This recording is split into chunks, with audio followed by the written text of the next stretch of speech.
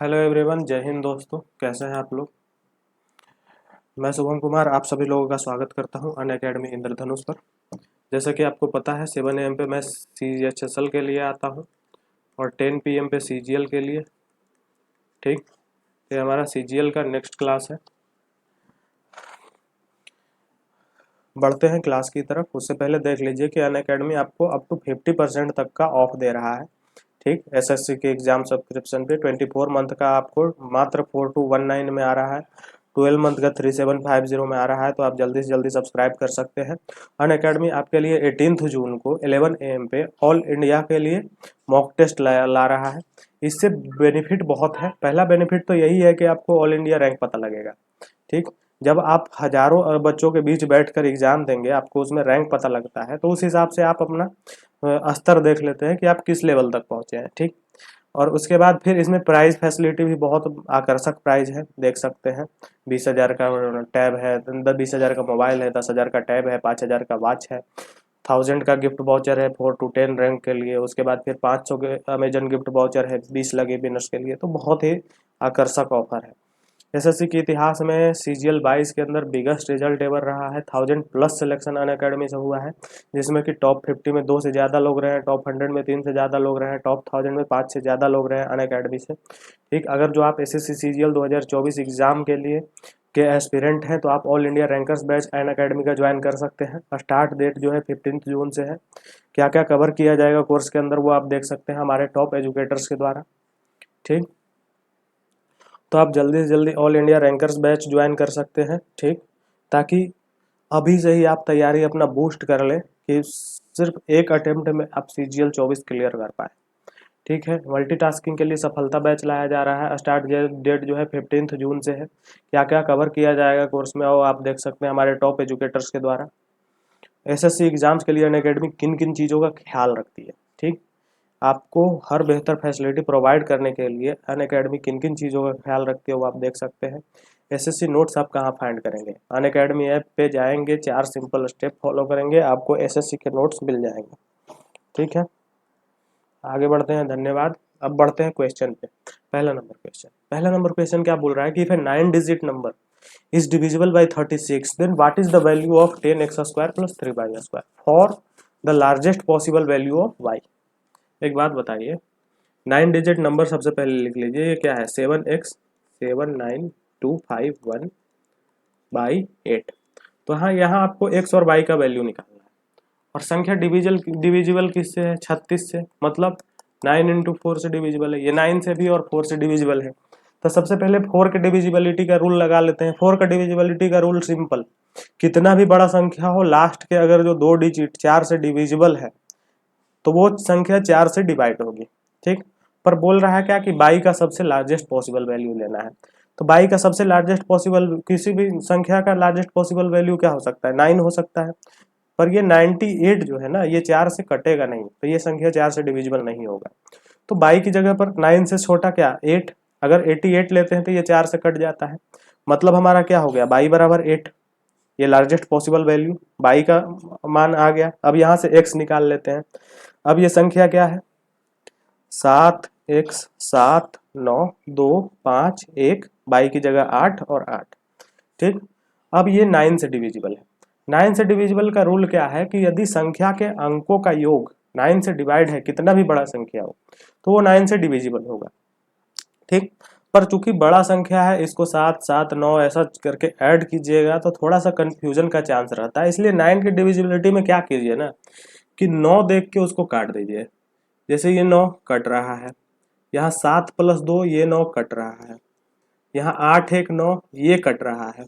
अब देख लीजिए 7 5 12 8 20 20, मतलब x का ऐसा क्या वैल्यू होता कि ये संख्या जो है 9 से कट जाता। तो अगर x बराबर हम 7 ले लेते तो टोटल इसका 27 आ जाता, जो कि 9 से डिविजिबल है, तो ये संख्या 9 से डिविजिबल हो जाता। तो यहाँ x बराबर क्या आ जाएगा 7, y बराबर क्या आ गया 8। आपसे पूछ क्या रहा है, 10x square plus 3y square. तो 10 इंटू 7 का स्क्वायर प्लस 3 इंटू 8 का स्क्वायर, तो ये कितना हो गया 490 प्लस 64 गुना 3, 4 तिया 12, 6 तिया 18, 1 19, 190 प्लस 192 कितना हो जाएगा 2 9 9 18, 4 1 5 1 6, 682 ऑप्शन ए। क्लियर है, समझ में आया? ये समझ में आया कि 36 को 9 इंटू 4 से ब्रेक करके 4 का डिविजिबिलिटी चेक कर लेंगे, फिर 9 का बनाने का तरीका यही है। 36 के जगह पे कभी भी 77, 88 इस ढंग से आ सकता है। ठीक, आगे बढ़ते हैं। दूसरा नंबर क्वेश्चन। दूसरा नंबर क्वेश्चन क्या बोल रहा है कि a cylindrical vessel of diameter 32 centimetre is partially filled with water. ठीक, a solid metallic sphere of radius 12 centimetre is dropped into it, what will be the increase in the level of water in the vessel. ठीक, mensuration का प्रश्न है, बहुत प्यारा प्रश्न है। बोल क्या रहा है कि व्यास 32 सेंटीमीटर का एक बेलनाकार बर्तन है जिसका व्यास 32 सेंटीमीटर, व्यास 32 सेंटीमीटर मतलब रेडियस 16 सेंटीमीटर। ठीक, इसमें मान लीजिए कि हाफ वाटर भरा हुआ है। ठीक, बोल रहा है कि आंशिक रूप से पानी से भरा हुआ है। त्रिज्या 12 सेंटीमीटर का एक ठोस धातु का गोला इसमें गिराया जाता है। एक 12 सेंटीमीटर त्रिज्या का इसमें ठोस गोला गिराया जाता है। एक बात बताइए, 12 सेंटीमीटर त्रिज्या का जब ठोस गोला गिराएंगे तो ये जो पानी है ये इसका लेवल बढ़ेगा। ठीक, तो वही आपसे पूछ रहा है कि पानी के लेवल में कितना वृद्धि होगा, पानी के लेवल में कितना वृद्धि होगा। तो एक चीज समझिए कि पानी के लेवल में जो वृद्धि होगा वो उतना ही वॉल्यूम का बराबर होता है जितना कि वॉल्यूम, जैसे जितना वॉल्यूम इस गोले का है इतना ही पानी ये डिस्प्लेस करेगा। तो मतलब यहां पर क्या कर सकते हैं कि गोले का जो वॉल्यूम है इक्वल टू हो जाएगा डिस्प्लेस्ड वाटर का वॉल्यूम, डिस्प्लेस्ड वाटर का वॉल्यूम। तो यहाँ गोले का वॉल्यूम क्या है, 4/3 इंटू पाई इंटू 12 का क्यूब r³ बराबर डिस्प्लेस्ड वाटर का वॉल्यूम क्या होगा, इसका रेडियस 16 है, हाइट हमको वही निकालना है कि कितना डिस्प्लेस हो रहा है। तो ये कितना हो जाएगा, पाई इंटू r², 16 का स्क्वायर इंटू h। ठीक, तो इसको कट कीजिए, पाई से पाई, ये 16 है ना, तो इसको एक बार एक्सप्लेन कर दीजिए। 4/3 गुना 12 गुना 12 गुना 12 इक्वल टू 16 गुना 16 गुना h। अब काटने में थोड़ा इजी होगा, 3 चौके 12, 4 चौके 16, एक 16 कट गया, फिर 16, तो 4 तिया 12, 4 तिया 12, तो हाइट क्या आ गया, 3 तिया 9 सेंटीमीटर। Option B. किसी को कोई डाउट है यहाँ तक तो पूछ सकते हैं, मैं कमेंट सेक्शन में रिप्लाई कर दूंगा। आगे बढ़ते हैं थर्ड नंबर क्वेश्चन पे। थर्ड नंबर क्वेश्चन क्या बोल रहा है कि the average of 5 numbers is 30, if 1 number is excluded then average becomes 31, what is the excluded number. ठीक, ये 5 यहाँ पर वाला 5 संख्याओं का औसत इधर आ गया है। एवरेज ऑफ 5 नंबर्स का एवरेज 30 है, तो टोटल कितना हो जाएगा, 30 गुना 5, टोटल संख्या का योग कितना हो जाएगा, 150। अब इसमें से एक संख्या को हटा दिया गया है तो एवरेज क्या हो जाता है, 31। मतलब एक संख्या को हटाने के बाद ये कितने संख्या बचेंगे, 4, और इनका एवरेज कितना है, 31। तो अब ये 4 नंबर का टोटल कितना हो जाएगा, 30 चौके 120, 124। ठीक, तो 5 नंबर का टोटल इतना है, 4 नंबर का टोटल इतना है, तो इसमें से इसमें घटा देंगे तो ये निकाली गई संख्या नहीं पता लग जाएगी कि कौन सा संख्या निकाला गया है। तो ये 150 में से 24 घटाएंगे तो 26 ये। ठीक, ऑप्शन सी। किसी को कोई डाउट है, सिंपल है। 5 संख्या का औसत 30 दिया हुआ है और 4 संख्याओं का औसत 31 दिया हुआ है, तो 5 संख्याओं के टोटल में से 4 संख्याओं का टोटल घटा दिए तो 5वां संख्या निकल गया। आगे बढ़ते हैं 4 नंबर क्वेश्चन। 4 नंबर क्वेश्चन देखिए, ज्योमेट्री का बहुत प्यारा क्वेश्चन है। इस टाइप के क्वेश्चन हमेशा एग्जाम में आते हैं, मोस्ट रिपीटेड क्वेश्चन है। ये जो क्वेश्चन है आपका CGL 2022 प्री का क्वेश्चन है। बोल क्या रहा है कि in triangle ABC D is a point on BC such that angle ADC equal to angle BAC, if CA equal to 12 centimetre, CD equal to 8 centimetre, then CB is। अब एक त्रिभुज बनाइए। सबसे पहले आपका फिगर साफ सुथरा थोड़ा सा बड़ा बनाइए ताकि आप खुद कंफ्यूज ना हो।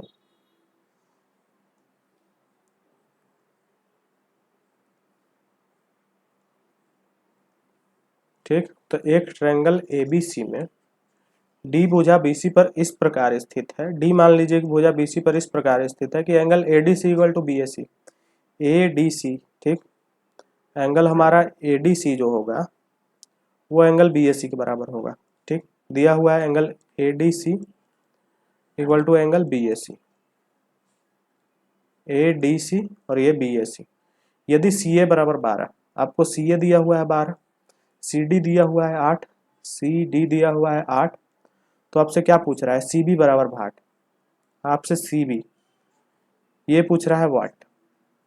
एक बात बताइए, ये दो त्रिभुज दिया हुआ है, इसका एक एंगल दोनों का बराबर दिया हुआ है। अगर जो आप छोटे त्रिभुज को और ये बड़े वाले त्रिभुज को देखें तो इस एंगल बराबर का कुछ ना कुछ तो मतलब जरूर निकल रहा होगा, नहीं तो ऐसे ही क्वेश्चन वाला फालतू में तो ये नहीं देता।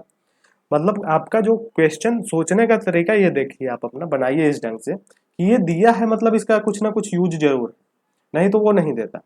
अब BAC बराबर ADC हो रहा है, अगर जो आप देखिए कि ये BAC किस त्रिभुज का एंगल है, ट्रायंगल BAC का एंगल है, और ये ADC जो है ये ट्रायंगल ADC का एक एंगल है। अब ये दोनों एंगल में ये एक एंगल C कॉमन है, मतलब अगर जो आप इसको फर्स्ट मान ले तो ये पहला वाला बराबर हो जाएगा, और ये दूसरा जो एंगल है ये दोनों में बराबर है। तो अगर जो आप ABC त्रिभुज में देखें तो इसका दो एंगल, तो ये तीसरा वाला जो एंगल होगा, दो एंगल दोनों त्रिभुज के बराबर हैं तो इनके तीसरे वाले एंगल भी बराबर होंगे। ठीक, ये एंगल बराबर ये एंगल, मतलब ट्रायंगल ABC जो है वो सिमिलर हो जाएगा। तीनों एंगल बराबर हो रहे हैं तो ए थ्योरम से, एंगल एंगल एंगल थ्योरम से ये दोनों त्रिभुज सिमिलर हो जाएंगे। बट सिमिलरिटी किस ढंग से लिखना होता है? जिस एंगल के बराबर जो एंगल है उसी ढंग से लिखना है। जैसे ABC है तो A के बराबर जो एंगल कौन सा है? D है, तो आपको D लिखना है। BC तो B के बराबर एंगल कौन सा है इसका? A है, तो आपको A लिखना है। और C के बराबर C है, तो इस ढंग से आपको लिखना है।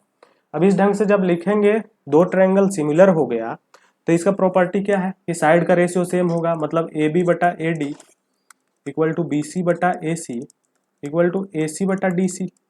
अब देखिए आपको निकालना क्या है, आपको CB निकालना है, CB या BC कह लीजिए। तो BC यहां पर है, ठीक।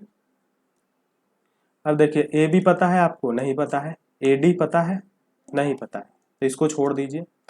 BC लीजिए, BC आपको निकालना है तो BC लीजिए, AC 12 इक्वल टू यहाँ AC 12 बटा DC 8। यहाँ से BC पता लग जाएगा, 4 दूना 8, 4 तिया 12, 2 छक्का 12, तो BC इक्वल टू 6 तिया 18। ठीक, क्लियर है। CB का वैल्यू क्या आ गया? 18।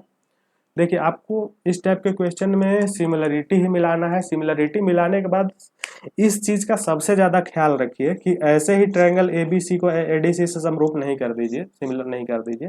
जो एंगल सेम है उस एंगल को भी उसी ढंग से लिखना है। A के बराबर D था, B के बराबर A था, C के बराबर C था। अगर ये क्रम आप चेंज करते हैं तो क्वेश्चन आपका यहीं पे गलत हो जाएगा। ठीक है, आगे बढ़ते हैं 5 नंबर क्वेश्चन पे। 5 नंबर क्वेश्चन देखिए, इस टाइप का क्वेश्चन आपका ट्रिगोनोमेट्री में 30 to 40% तो सिर्फ क्वेश्चन जो आता है इसी टाइप का आता है, आपको वैल्यू पुटिंग करना है। बस इसमें होता क्या है कि आपको जितना फास्ट, मतलब अगर जो आप एकदम कंठस्थ वैल्यू याद है, cos 60 cosec 45, तो जितना मतलब अच्छा से याद रहेगा उतना जल्दी ये बनेगा। पर होता क्या है, कभी कभी cos 30 का मान लेना हो, वहां पे आप sec 30 का वैल्यू ले लिए तो गलत होने के भी चांसेस रहते हैं। ठीक, तो इसलिए आपको ये टेबल जो है साइन वाला एकदम याद होना चाहिए। ठीक है, 10 क्यूब 45, 10 45 का वैल्यू 1, 1 का cube 1, 4 into cos cube 60, cos 60 का वैल्यू पता है 1/2, तो 1/2 का क्यूब 1/8 हो जाएगा, डिवाइडेड बाई 2 कॉसेक 45, कॉसेक 45 आपको पता है √2, तो √2 का स्क्वायर 2, माइनस 3 इंटू सेक 30, सेक 30 अगर जो नहीं याद आ रहा है तो सेक 30 को कॉस 30 से रिलेट कर लीजिए। कॉस 30 का वैल्यू होता है √3/2, तो सेक 30 2/√3, तो ये 2 का स्क्वायर और √3 का स्क्वायर 4/3 प्लस साइन 30 हो जाता है 1/2। अब इसको सोल्व कर लीजिए, 4 दूना 8, तो ये 1 प्लस 1/2 कितना हो जाएगा? ऊपर हो गया 3/2, नीचे कितना हो जाएगा? 3 से 3 कट जाएगा, ये 4 माइनस 4 प्लस 1/2, 4 से 4 कट गया, नीचे बचा 1/2। इसको सोल्व कीजिए, 3/2 गुना 2/1 बचा क्या? 3, ऑप्शन 1। क्लियर है, समझ में आ रहा है? आपको ये सिर्फ वैल्यू याद होना चाहिए, जितना अच्छा से वैल्यू, जैसे मैं यहाँ देखिए सेक 30 में अटक गया, अगर आपको तो इसमें मेरा 5 सेकंड एक्स्ट्रा चला गया। आपको अगर ये सेक 30 का भी वैल्यू याद होता तो क्लियर था, 5 सेकंड आपके कम लगते हैं। आगे बढ़ते हैं, देखिए पार्टनरशिप का question. A B and C start a business, ठीक। बोल रहा है कि A invest 1/3 of the total capital, A जो है टोटल कैपिटल का 1/3 निवेश कर रहा है। B invest 25% of the remaining and C the rest, ठीक। If the total profit at the end of the year is इतना, देन ए शेयर। तो प्रॉफिट में ए का शेयर बोल रहा है, तो सबसे पहले हम इन्वेस्टमेंट का रेशियो निकाल लेते हैं। अगर इन्वेस्टमेंट का रेशियो आप निकाल लिए तो प्रॉफिट भी उसी रेशियो में बटेगा। बोल क्या रहा है कि ये कुल पूंजी का 1/3 निवेश करता है, तो आप टोटल पूंजी एक ऐसा मानिए ना कि जिसका कि 1/3 निकालना पॉसिबल हो। तो अगर जो आप 120 मानते हैं तो ए कितना 1/3, 120 का 1/3 कितना हो जाएगा 40। तो ए 40 लेने के बाद बाकी कितना बचा 80। तो बोल रहा है बी शेष का 25%, तो 80 का 25% कितना हो जाएगा 20। और सी जो है बाकी, तो 120 था टोटल पूंजी, ए 40 निवेश किया, 20 निवेश किया, तो बचा कितना 60। तो ये ए बी का कैपिटल का रेशियो क्या आ गया, 20 से काट दीजिए, 20 दूना 40, 20 से क्या 20, 20 तिया 60। कैपिटल का रेशियो 2:1:3 में आ गया। तो इनका जो प्रॉफिट जो है वो भी इसी रेशियो में बटेगा। तो अब बोल रहा है कि यदि वर्ष के अंत में कुल लाभ कितना है 2,19,000, तो इसमें ए का हिस्सा, टोटल प्रॉफिट कितना है 3 6 पार्ट, 6 पार्ट इक्वल टू 2,19,000। तो ए का हिस्सा कितना है 2। तो इसको सीधा सीधा 6 को 3 से डिवाइड करेंगे 2, तो इसको भी 3 से डिवाइड कर लीजिए, तो 3 सते 21, 3 तिया 9, 73,000। Option B. किसी को कोई डाउट है 6 नंबर प्रश्न तक? ठीक, मैंने पार्टनरशिप के पहले भी पिछले क्लास में भी ये बताया था कि पार्टनरशिप का जो प्रॉफिट बढ़ता है वो उनके इन्वेस्टमेंट के रेशियो से हिसाब से बढ़ता है। हाँ, अगर टाइमिंग चेंज कर देता है, ये 2 मंथ के लिए लगाता है 3 मंथ के लिए, तो इन्वेस्टमेंट इंटू टाइम के रेशियो में बढ़ता है। ठीक है, क्लियर है। आगे बढ़ते हैं 7 नंबर क्वेश्चन पे।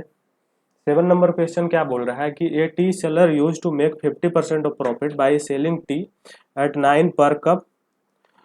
When the cost of ingredients increased by 25%, he started selling tea at 10 per cup. What is his profit percentage now? एक चाय बेचने वाला 9 रुपए प्रति कप चाय बेचकर 50% लाभ कमाता है। ठीक, प्रॉफिट एंड लॉस का क्वेश्चन है, बहुत प्यारा क्वेश्चन है आपका सीजीएल 2021 का ये प्री का क्वेश्चन। 9 रुपए प्रति कप चाय बेचकर वो कितना प्रॉफिट कर रहा है 50%। ठीक, तो यहां से सेलिंग प्राइस इसका कितना है 9 रुपया, तो कॉस्ट प्राइस कितना होता है हमेशा 100% होता है, प्रॉफिट 50% है, तो सेलिंग प्राइस कितना हो गया 150%, 150% इक्वल टू 9। तो यहां से हम इसका कॉस्ट प्राइस नहीं निकाल सकते हैं। कॉस्ट प्राइस कितना हो जाएगा 6/150 इंटू 100, 2 3 3 दूना 6। तो कॉस्ट प्राइस इसका कितना आ गया, सॉरी 2 3, अच्छा 9 है ये, 3 तिया 9। तो कॉस्ट प्राइस कितना आ गया 3 दूना 6। चाय का कॉस्ट प्राइस कितना आ गया 6। अब दूसरे कंडीशन में क्या बोल रहा है कि जब सामग्री की लागत में 25% की वृद्धि हुई, 25% की वृद्धि हुई मतलब कि कॉस्ट परसेंट 25% का वृद्धि हो गया। तो कॉस्ट प्राइस पहले 6 था, 25% का वृद्धि मतलब 6/4 का वृद्धि, 25% का फ्रैक्शन 1/4। तो अब जो कॉस्ट इसका कितना हो गया 6 + 1.5 7.5। कॉस्ट प्राइस अब चाय का 7.5 हो गया। बोल रहा है कि अब 10 रुपए प्रति कप के हिसाब से बेच रहा है, मतलब सेलिंग प्राइस 10 रुपये हो गया। तो बोल रहा है अब उसका लाभ प्रतिशत, प्रॉफिट कितना है 2.5 का प्रॉफिट है। और प्रॉफिट परसेंटेज निकालने के लिए प्रॉफिट बाय कॉस्ट प्राइस कितना है 7.5 इंटू 100। तो ये पॉइंट से पॉइंट कट जाएगा, 25 तिया 75, 100/3 मतलब 33.1/3%। किसी को कोई दिक्कत? आगे बढ़ते हैं 7 नंबर क्वेश्चन तक। किसी को कोई दिक्कत हो तो आप कमेंट सेक्शन में कमेंट कीजिए। 8 नंबर क्वेश्चन देखिए, ज्योमेट्री का बहुत प्यारा क्वेश्चन है। बोल क्या रहा है कि in a triangle ABC D and E are points on BC such that AD equal to AE and angle BAD equal to angle CI. If AB equal to 2P plus 3, BD equal to 2P, AC equal to 3Q minus 1, C equal to Q, then what is the value of P plus Q?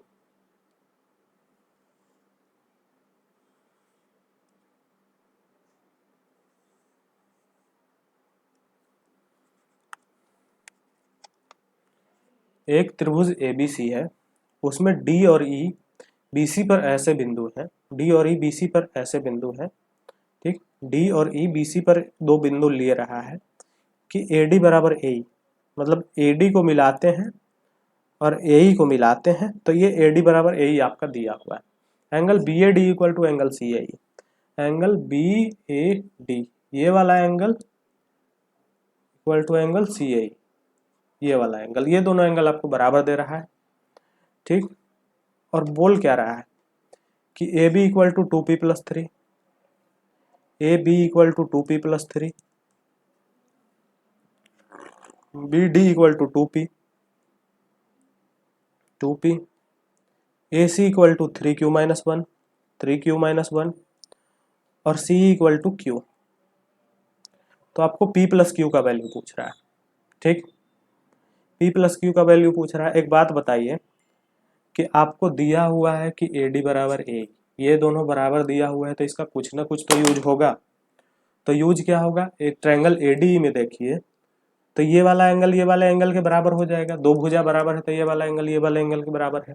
अब ये angle के बराबर है तो ये दोनों angle भी बराबर होगा, क्योंकि इसका मान कुछ भी हो थीटा, तो ये कितना हो जाएगा 180 माइनस थीटा, ये भी 180 माइनस थीटा।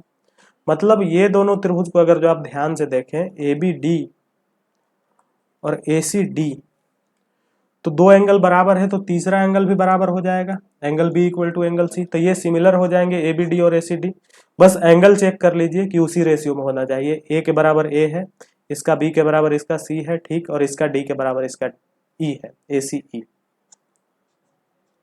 क्लियर है। अब अगर ये एक मिनट, हेलो, ठीक है। तो ये अगर तीन एंगल मतलब ऐसे एस ए लगाइए, ए एस ए से, ये सिमिलर नहीं ये समरूप हो रहा है क्योंकि एक साइड बराबर भी है इनका, तो ये समरूप हो रहा है। मतलब B D equal to E C हो जाएगा, B D equal to E C हो जाएगा, मतलब two P equal to Q. एक चीज पता लग गया। दूसरा चीज ये ए बी बराबर ए सी हो जाएगा, मतलब two P plus three equal to three Q minus one, ठीक। तो यहाँ से इसको कैलकुलेट कीजिए तो ये क्या बचेगा, टू पी को इधर ले जाइए तो ये three Q minus two P equal to one को इधर लेके जाइए तो थ्री प्लस वन फोर। यहाँ से थ्री क्यू आ गया, टू पी बराबर क्यू पता है तो थ्री क्यू माइनस क्यू बराबर फोर, तो two Q equal to four. तो यहाँ से क्यू कितना आ गया, दो, क्यू दो आ गया तो पी कितना हो जाएगा हमारा, two P equal to Q, तो पी हो जाएगा वन। क्लियर है, पी बराबर वन आ गया, क्यू बराबर दो आ गया। आपसे पूछ क्या रहा है कि पी प्लस क्यू, तो दो एक तीन।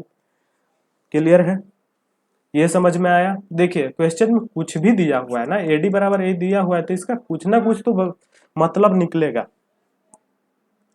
दिया हुआ है तो कुछ ना कुछ तो उसका मतलब निकलेगा। हाँ कभी कभी सवालों में कंफ्यूजन के लिए एक्स्ट्रा दे देता है तो उसको इग्नोर करना है आपको।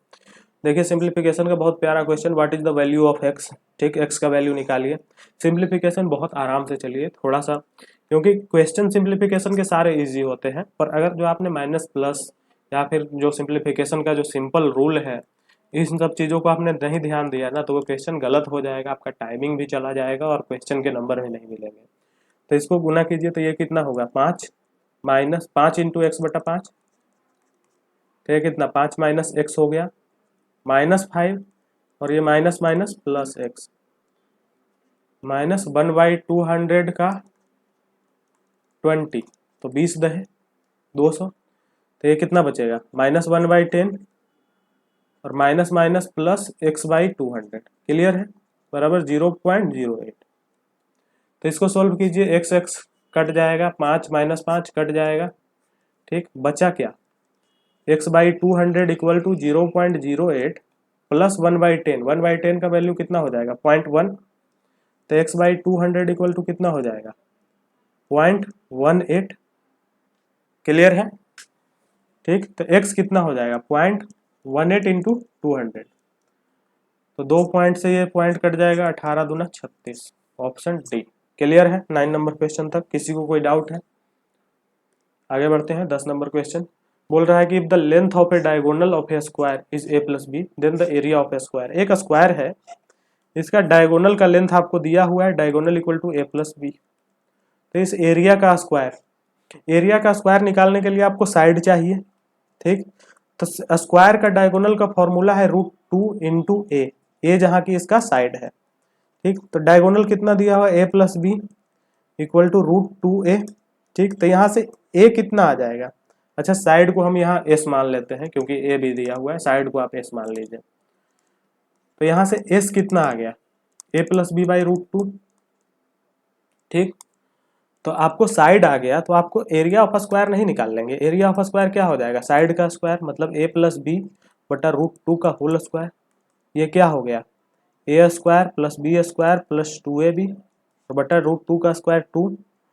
तो ये देखिए ऑप्शन जो है सी वाला मैच करेगा, a square by 2 b square by 2, तो half a square plus b square by 2 और 2ab को 2 से भाग देंगे तो ए बी बचेगा। क्लियर है, किसी को कोई डाउट नहीं होना चाहिए, सिंपल क्वेश्चन था। आगे बढ़ते हैं 11 नंबर क्वेश्चन। देखिए होता क्या है ना कि लोग पहले ही डर जाते हैं कि अरे ए प्लस बी दे दिया है डायगोनल, मतलब a√2 बराबर ए प्लस बी होगा, तो उसके बाद कैसे सोल्व करेंगे। आप स्टेप बाय स्टेप आगे बढ़ते जाइए, आपका क्वेश्चन खुद ब खुद रास्ता दिखते जाएगा। ऐसा नहीं है कि ए प्लस बी दे दिया है तो कुछ अलग हो गया है, आप साइड बराबर ए प्लस बी बाई √2 कर सकते हैं ना, एरिया निकाल दीजिए। डरना नहीं है मैथ के क्वेश्चन में, आप स्टेप बाय स्टेप जब आगे बढ़ते हैं तो खुद ब खुद नेक्स्ट स्टेप दिखने लगता है। 11 नंबर क्वेश्चन बोल क्या रहा है कि वृत्त की जीवाएं ए बी और सी डी बढ़ाए जाने पर पी पर मिलती है। यदि ए बी बराबर 6.3, B P equal to 4.5, C D equal to 3.6, P D की लंबाई। सेम क्वेश्चन हमने अभी सोल्व किया था या कल सोल्व किया था ध्यान नहीं है, पर वो जो चक्रीय चतुर्भुज वाला क्वेश्चन था शायद इसी में है। बोल क्या रहा है कि दो जीवाएं हैं ए बी और सी डी, ये वाला कंसेप्ट मैंने कम से कम 10 बार बता रखा है। बढ़ाए जाने पर पी पर मिलती है, ए बी क्या दिया हुआ है 6.3, बी पी क्या दिया हुआ है 4.5, सी डी क्या दिया हुआ है 3.6, पी डी आपसे पूछ रहा है, पी डी मान लीजिए x। एक वृत्त की दो जीवाएं जब बाहर पी पर कटती है तो इसका जो प्रॉपर्टी है ए पी गुने B P equal to C P गुने डी पी, ये बाहर कटे या इंटरनली कटे A B C D P पे, ठीक, A B C D P पे कटे, फॉर्मूला ये वाला जो है सेम होता है। तो यहाँ से ए पी कितना हो जाएगा 6.3 प्लस 4.5 मतलब 10.8, बी पी कितना हो जाएगा 4.5, सी पी कितना है, सी पी एक्स प्लस 3.6 और डी पी कितना है एक्स, ठीक। तो इसको सॉल्व कीजिए, ये कितना हो जाएगा, आप इसको 10 और ये 10, 108/10 इंटू 45/10 बराबर एक्स स्क्वायर प्लस 3.6x, ठीक। एक काम कीजिए, इस 10 से 5 दूना 10, 5 नमा 45, ठीक, 2 से 54, तो ये 54 इंटू 9 हो गया, 54 इंटू 9, 10 को इधर ले जाइए तो ये क्या हुआ 10x स्क्वायर प्लस 36x, क्या बचेगा 10x square plus 36x minus 54 into 9 equal to 0। ये क्वाड्रेटिक आपको सोल्व करना है, क्वाड्रेटिक आपको इस ढंग से सोल्व करना है कि इसका जो मल्टीपल है वो इतना आए, इसके मल्टीपल के बराबर, और सम जो है 36 आए। तो एक बात बताइए, मुझे साफ साफ दिख रहा है कि ये क्या है 54 इंटू 9 इंटू 10 है, 9 इंटू 10 है, ठीक। तो इसी को 36 में तोड़ना है, तो ये क्या हो जाएगा 9 इंटू 6 इंटू 9 इंटू 10, तो 9 इंटू 6 अगर जो 6 नंबर 54 लेते हैं और 10 नंबर 90 लेते हैं तो 90 और 54 का डिफरेंस 36 के बराबर है, ठीक है। तो हम ये ले लेंगे, ये क्या बचेगा 10x square plus 90x minus 54x minus 54 into 9 equal to 0। यहाँ से वैल्यू क्या आएगा, 2 कॉमन ले लीजिए, यहाँ से कितना दो ही कॉमन ले सकते हैं, 2 कॉमन लीजिएगा तो 8x² प्लस 45x माइनस